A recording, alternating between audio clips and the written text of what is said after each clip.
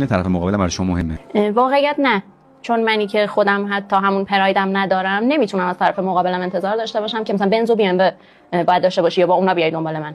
این که مثلا خیلی مرسوم شده پراید کنسل 206 کنسل 207 به بالا، همون اونا هم الان فکر می‌کنم که خیلی مبلغ بالایی داشته باشن و کاملا قابل احترامن. تمام پسرای سرزمینم که پراید سوار میشن 206 سوار میشن. من فکر می‌کنم اون تایمی که با همین مهمه. دمت گرم ناموسن.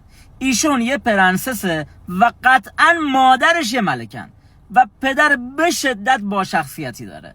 شخصیت 10 از 10، شعور 10 از 10، اصالت خانواده یعنی ازش میواره.